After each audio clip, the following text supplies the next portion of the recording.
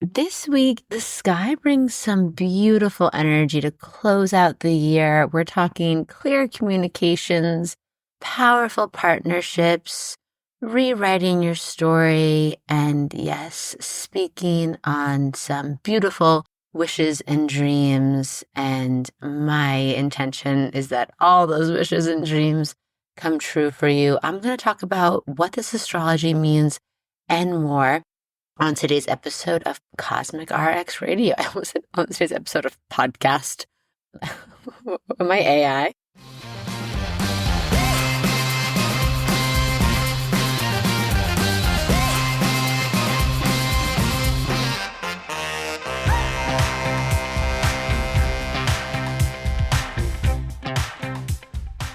Welcome to Cosmic RX Radio, a podcast that gives you real-life tools of spiritual empowerment and pure hype. I'm your host and intuitive guide, MADI Murphy. I'll be serving up your weekly energy readings, cosmic boss interviews, and astro inspiration. Are you ready to love yourself more, manifest your dream life, and own your magic? Let's jump in. I'm MADI Murphy, your cosmic consultant, your high vibe hype woman. I'm like super pregnant right now. I'm at that stage where you're just like, oh my gosh. So the baby brain, the body, everything is just, I'm sort of in between worlds right now. How are you doing? What's the vibe over there? How are we feeling as we close out a really kind of kooky year, 2024, and head into an even kookier year of 2025? I always think reflection and digestion is just one of the best ways to really process what we went through, good and bad, right? It's like a meal. We want to rest and digest so we can, metabolize everything, what we just consumed, what happened to us. So it doesn't just like sit in our stomachs like lead as we go into the next year. So if you're feeling that way, this is a great time of year just to look back, like what happened, look at your photos, look at your journal, look at your whatever, and think of like, wow, what are the things that really surprised me? How did I make myself proud? What are things that felt like huge inquiries or asks or requests or things I wanted to manifest this time last year, and now I'm doing them?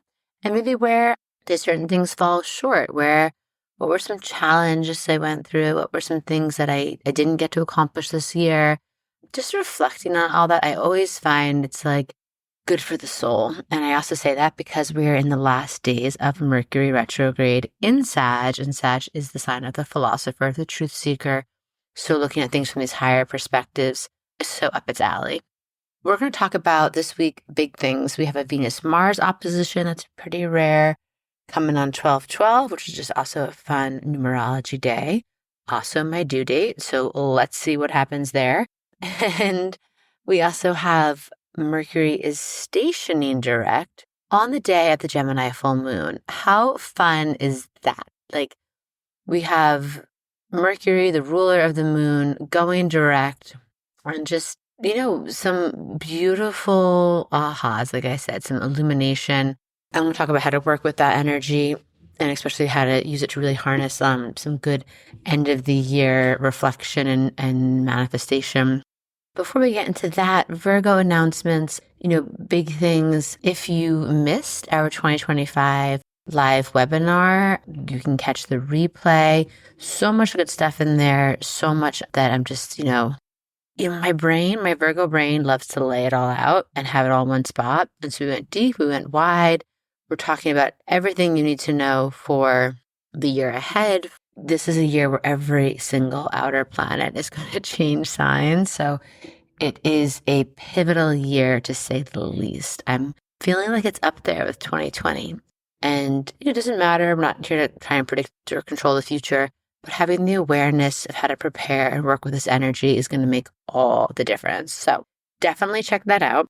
Other Virgo announcements, if you want to work with me in the new year, I'll be doing my Astro Accelerator. I'll be doing my one-on-one mentees as we get into right ahead of Aries season. March is cuckoo crazy. We have double retrogrades, double eclipses. So I'm definitely going to be looking for people who have charts that are really activated by that.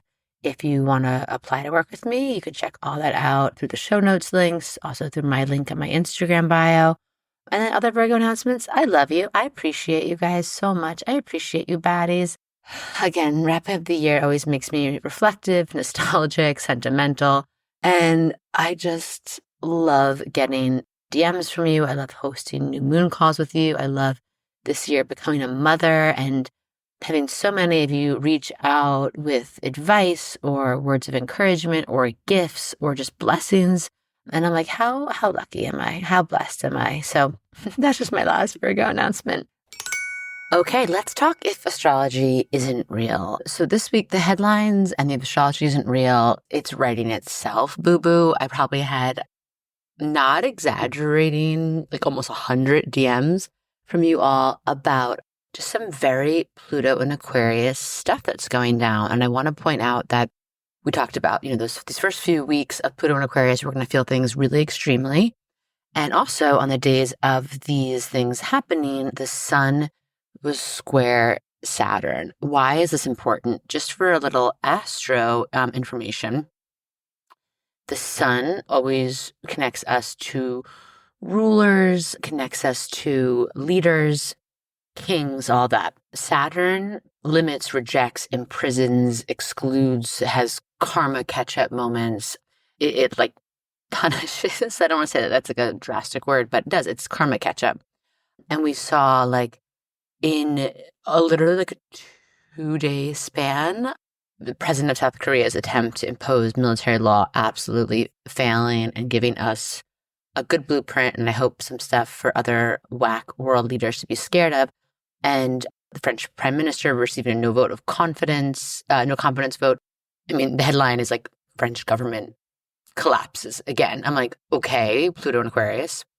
In Syria, we're seeing like rebels taking over, really unraveling a lot of what Putin and Assad had done before. Georgia, the country, also headlines tumbling deeper into crisis as government detains opposition figures. Mass anti-government protests, mass anti-establishment things happening. But the thing that, I do want to give the most attention to in this, because it happened right in my backyard, and because so many people are drawing the comparison to the French Revolution, which we have been saying for years, we know is the same astrology. We are in a Pluto and Aquarius. So it's so interesting. It gives me chills when like the muggle media, the mainstream, the headlines, people who have no idea about astrology are literally speaking so directly to the astrology of the moment. So, again, I'm never going to encourage or cheer for a life being lost. Life is sacred. Life is precious. So saying that, putting that, disclaimer out there. But the CEO of United Healthcare, Brian Thompson, was shot, like assassinated in cold blood in Midtown Manhattan. And this story has so many Pluto and Aquarius echoes to it because first and foremost, it was absolutely on purpose. The bullet casings had deny, defend, depose, which I guess are 3 words they use in the health insurance. People use to criticize health insurance. And this is really showing how draconian the system has become in healthcare in the United States of America.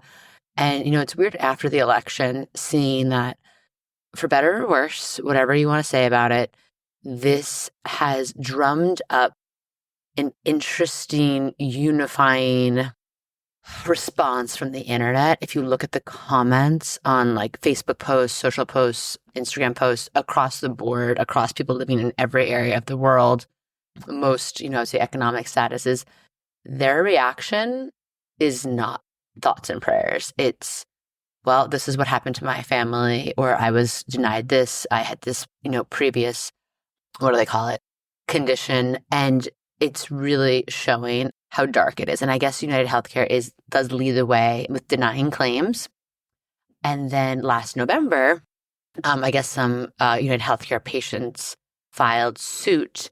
And this is where it gets even more Pluto and Aquarius, saying that they had begun to use, the insurance company had begun to use an AI algorithm to deny and override claims to elderly patients. It was called NH Predict, and it had a 90% error rate. So just think about that for a second, right? Like this is shit that will upset people, right? And this is where we're at with this mass level of greed on these corporations, and especially their CEOs, really doing stuff that is affecting everyday Americans every day by the millions. And this newspaper article said, well, in order to find, like, who, I'm sure by the time this podcast comes out, they might have an identity for the shooter. But this one article said, well, there's only about 50 million people who might have a motive to exact revenge on the United Healthcare CEO. And that is alarming and that is disturbing. And there's also other stories about glitches in their system, which stops payment to doctors and hospitals. And then they had to like do predatory lending and loaning to doctors. And when you really get into this behind the scenes of what's happening, we all know health insurance is a nightmare in this country. But one of the reasons that it is because of so much greed. And this story, this coming out during Pluto and Aquarius, during Sun Square, Saturn, feels like it's very French Revolution. Like everyone is like, the amount of headlines I've seen comparing this, drawing parallels to the French Revolution is crazy. But it's like, this is like the one thing that we found. I feel like that is bonding us.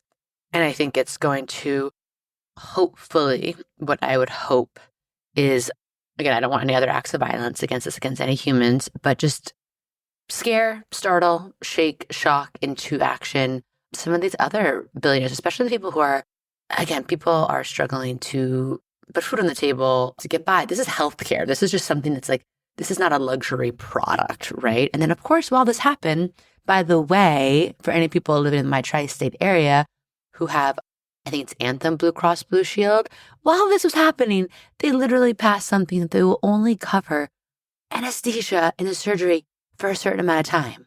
So if you're going in for a 4-hour procedure, your insurance might only cover an hour of open heart surgery anesthesia. Wow, what the? So this is very interesting. We're going to see how things like this continue to unfold. But the fact that this lone gunman, however, well, I'm sure more information will come out about them, is receiving, it's interesting how the internet is receiving it. It surprised me, even across the board, across party lines. And also, I just want to shout out our family in South Korea. This story made me literally like tear up. I mentioned it briefly before, but just again, ending on what I hope is a high note, what I hope sticks is, if you missed the story, Pluto and Aquarius, South Korean President Yoon Suk Yeol declared martial law, saying that all political activities banned, all media, all publications subject to the control of martial law. Really, people out here really trying this autocratic, plutocratic, fascist, strong arming military. Like we're seeing it all over, right? Strong arming government, rather. And within 3 hours, lawmakers, protesters gathered outside their National Assembly. And the leader of the opposition Democratic Party literally like climbed over the wall to enter the building.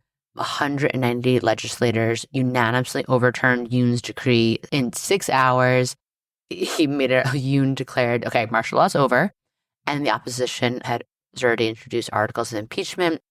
It was like a hooray for democracy, a hooray for also like putting some fucking fight in the other, just because we're the quote unquote good guys. I mean, granted, that's like our own perspective, but like people who do, they're progressive, they're liberal, they want social progress. It doesn't just mean that we're like these pushovers. So I really appreciated this. There's some videos out there of some badass civilians, like literally looking down the barrel of a gun. It brings me to tears. So I'm just, as always, praying for so much protection over everyone, fighting the good fight, wanting our world to be a more just, equitable, fair, safe, peaceful, beautiful place to live in. Viva la revolucion. And I hope and pray that as we continue these coming days, weeks, months, years, decades in Pluto and Aquarius, we have more celebratory stories of great wins under this energy. And as always, honored to be here with all of you. Keep the If Astrology Isn't Real coming in my DMs, in my inbox. You know, I will be taking 2-week break, and then we'll be doing some podcasts in January, but definitely help me out. Help a girl out. I'm going to be in baby brain. Help me be my research assistants, if you don't mind. Anyway, sending you all love, and let's go on to what's next. All right. And now, who wants to talk about the moon? Who wants to talk about how we can stay emotionally regulated and centered And, it's more important than ever. One, the energy out there, the collective energy is cuckoo crazy, and it's going to continue to play out this way. I just feel like there's a lot unfolding through this whole Mars retrograde. Like, it's going to keep going, and we're going to really, I think, feel ungrounded for a while, possibly through end of January. But then again, like, there's so much quick changes happening in 2025. So when we listen to the moon report and listen to this like lunar weather, it's always important. This year, I'm going to say it's going to be necessary as we end out this year, head into 2025. The first 6 months of 2025 is almost like a whiplash amount of cosmic change. And let's just hope it's for the better. Okay, so let's get into Monday, December 9th. So on December 9th, we have a Pisces moon early in the morning, but then really it's an Aries moon day. So Aries moon is going to carry us through the 10th and then through the 11th. And that Aries moon, it's a time to do something for ourselves, right? It's the holiday season. We're in double retrograde. Taking time and not feeling guilty to do some things for you, whether it's a workout class, whether it's just taking a walk, whether it's just saying no to some of those end of the year, like social obligations, is going to feel really good, especially these days. Having time to just complete a task by your own or zone out and look at the freaking wall, do an adult coloring book, scroll through your favorite meme account. I don't know. It doesn't have to be like profound self-care. It's just taking alone time is going to feel really good. We're going to look out for it's double fire energy. So we might be trying to rush through things. And again, it's double retrograde still. So we're still remembering to slow down, minding our P's and Q's. When we rush is when we're going to really, we're going to funk up. We're going to funk up something. So Wednesday evening, Wednesday day, the moon was into Taurus at 10:54 a.m. and stays there through the 12th, through the 13th at 12:20 p.m. So Taurus moon, we're feeling, again, grounded in our body. This is a great chance to do something that really, go into nature, unplug, digital detox. It's also a good day to do something with your hands. If you're doing some kind of like holiday crafting or DIY gifting, you might feel extra motivated and centered to do so on these days. We also want to think about with Taurus moon days, really being just present, being here again. Like there's something beautiful about not looking into the future, not looking to the past, but just being like, wow, what are the sights and sounds and tastes and sensations that are just here with me right now? We get one ride in this human body. And I think that Taurus moon days are always a great chance to come back into remembering that. The shadow energy we're going to look out for Taurus moon days. We can be a little stubborn. We can be a little fixed. We can get a little bit like if things aren't happening how we exactly want them to, we can get pouty or lash out. And again, it's double retrograde, so a lot might not be going how we want it to. We're just going to remember that, and we're going to also remember to not, double down to that dramatic energy, especially because Mars is retrograde in Leo. We're instead going to just take deep breaths, try to do some bridge building, shift our perspective, and stay adaptable, stay flexible. So Friday, closing out the week, we get into that Gemini moon vortex. So at 12:20 p.m. East Coast time, we move into Gemini moon that stays there all day Saturday and into Sunday, the 15th. And that 15th is Gemini full moon, the last full moon of 2024, going direct at 4:01 a.m. East Coast time. I'm going to talk more about how to work with that in a minute, but Gemini moon days, these are days for connecting with people, with friends, chit-chatting, yapping. It's a great time to put things into words, whether that's for you journaling, whether that's processing things out loud with a facilitator or space holder like a therapist, whether that's finding someone to collaborate with, whether that's even pulling cards and things and reading certain books can help us articulate what we're feeling better. And that Gemini moon, it's social. So probably going to put on some, Sag Sun Gemini moon is a very party girl energy. So put on some sequins, put on some fringe, put on some like crushed velvet, realness, hotness, and go out and work it. Work it, honey. The thing we're going to look out for, we'll talk about it more with the Gemini full moon, is full moons bring up shadows of things. So we're going to look out for exaggerating. You can look out for speaking out of when we don't really mean something, blurting things out. We're going to look out for there's the tail end of Mercury retrograde, and the moon isn't a 90-degree square to Neptune. So things still might be a little murky and unclear. So we're going to take messages with a grain of salt, or just know that we might have to repeat ourselves a few times just as a shadow energy to that. But we're going to get into more of what this Gemini full moon means with planetary planning. Planetary planning, PSA, planetary service announcement. We have this week, one of the big things that kind of gets us ready for the full moon is on 12/12. We have this somewhat rare opposition of Venus, the planet of love and values and beauty, opposite Mars, the planet of war and action and desire and drive. And Venus and Mars are only ever opposite when Mars is retrograde. So again, it's kind of rare. It only happens 18 months, 2 years. And so Venus in Aquarius is sort of thinking outside the box, is pointing us towards some more progressive ways of thinking, a little more detached. And Mars is retrograde in kind of dramatic, sometimes somewhat self-centered Leo. But it actually can really set the stage for productive conversations, for some actually really sexy energy if we want. When Venus and Mars are opposite each other, it's like those, like, who's like a couple from TV or something that like, they kind of like fight or square off, but it's like all sexual tension, and then it like erupts, and it's like enemies to lovers and on book talk. So if you feel that tension, lean into it, stay curious, and see like if you can detach from drama or power struggles, like what that might actually do and what it might open up for you. And then, ooh, baby is kicking hard. I might get thinking, like, oof, my baby's gonna be born in this Venus-Mars opposition. That would be very cool. So December 15th, the last full moon of the year, my babies. How cool. It's going direct at 4:02 a.m. It's 23 degrees Gemini, and you're going to want to look at, if you know how, where you have Gemini in your chart, the house where you have specifically that like later degrees, 23 degrees Gemini. That house is getting,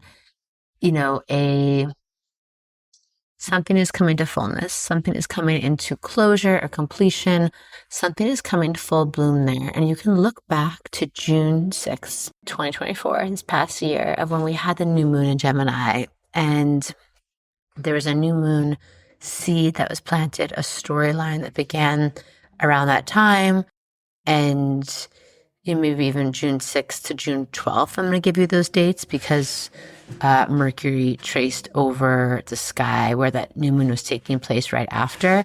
So it's like a new story was beginning, and it might be like full understanding now, full integration. And I want you to think about like that reflection thing I'm talking about. This final full moon of Gemini is really showing you a few things. Where you might be being called to step up your partnerships, where you might have gone through some kind of relationship healing, where you're ready to really cosmically collaborate with someone under this energy. So I want you to be open to that. And then I want you to also think about, like, you might be getting some crazy downloads because Neptune is in a 90-degree square to this moon. It can make things a little murky in the earth plane, but it can bring some really cool ahas, insights from your guides, nudges, the whole nine. So I want you to like pay attention and be open to that. Also, whenever Neptune is in the mix, it is like high manifestation energy. So I want you to under this full moon, two things on the spiritual side. I want you to speak over yourself new words, a new story. Again, whatever shift you were making in June, maybe it's arrived here. Maybe even working on being more disciplined. You can just say, I am more disciplined now. Maybe you've been working on showing up with more self-love. And you can just say to someone, like, tell someone out loud, like, God damn it, I realized so much over the last 6 months how much I love myself. Maybe you've been working on being better with money or being more open-minded or owning your creative side, whatever it is. Like, how did it feel under this full moon to just own it, to say it, to say, I am these things, right? Now I'm working on it, or I'm trying to be. And of course, then even the next best step, like this full moon, embodying it, acting like it, but even just saying it can be so powerful. And with that can also go like under the full moon, we might have an aha about rewriting our story. We might be looking back on something over the past 6 months, or maybe even further back, right? Jupiter has been moved into Gemini at the end of May of this year. So it started to activate the Gemini part of your chart. So we can look back to then. I've been actually thinking a lot lately about 2020, because that's when the North Node moves into Gemini. And we're seeing a lot of themes come up from that time, but maybe we're looking at them from a different point of view with a different wisdom. And I want you to think about like these moments in your life, right? Like 6 months ago to June, a little more than 6 months ago to the end of May, but 2020. Is there like a story you've been rewriting? Is there something that you could see that maybe at the time it felt like it was, I don't know, a shitty circumstance you were in, something that felt unclear, something that made you feel like lost, or something that made you feel like you were getting your own way? And now you kind of see how it was guiding you and leading you and maybe happening for you, not to you. And also it's because you're choosing to do that with this perspective, right? So thinking about that, and simultaneously, this day, the ruler of this moon, Mercury, goes direct in Sag about 12 hours later, almost to like the minute. So 3:56 p.m. East Coast time. So an early, Christmas gift from the gods. We get Mercury going direct. And, a lot of you may have already been traveling for the holidays, but hopefully if you're traveling in the shadow period after, everything goes smoothly. Everyone's presents arrive on time and blah, blah, blah. Laptops cooperate while they're home. So this is it. Mercury goes direct. So since November 25th, you might have felt, like we're in the mega reflection zone. We might have felt even stalled out or delayed, dealing with the tech kind of things. We might have been reflecting a lot on this vision and what's important to us. And this is the day we might start getting some answers or feeling some forward motion. Again, Mars is still retrograde, but we might just be feeling like, okay, like some things that felt tangled up are untangling. And again, just, it really is adding. It's almost like the morning we get this aha, this burst from the full moon. And then the archer, Mercury in Sag, is like, all right, let's run with it, hop on my centaur back, and then we're going to shoot some arrows out, and feeling like just some forward motion in some kind of way, even if it's just clarity and open road vibes. Yeah, this is the last full moon of 2024. Oh, I should have said this at the beginning, but I'll announce it next podcast too. As always, I like to take off the last 2 weeks of December just to integrate, to rest, to take a breath. So there'll be no podcast the 23rd and the 30th. And then I will be on my maternity leave, but I will still be having podcasts coming out. So I'll be back on January 6th, the day Mars goes retrograde into Cancer, and a day that is a very loaded date. But so I'll see you next week for one more podcast of 2024. But just want to give everyone a heads up, give my baddies a heads up.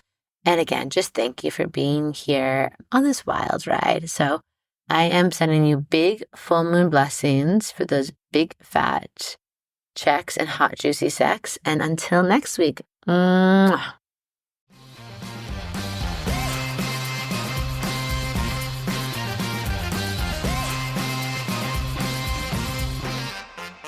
Do you love getting your Cosmic RX for the week here and want more? Make sure to sign up for our premium subscription so you can get exclusive access to bonus podcast episodes, all of my astrology info for the month ahead, and live new and full moon calls to help you manifest your dream life with an intentional international community of other cosmic baddies. Sign up through our link in show notes. Thank you so much for listening to this episode. If you want to know more about Cosmic RX, head on over to thecosmicrx.com. And if you really love this show, I'd love it if you left a rating and review on Apple Podcasts or wherever you listen to podcasts. I super love hearing from you and reading your reviews. All right, you cosmic baddie, tune in next week. And until then, remember, love yourself fully, work your magic, and take no shit.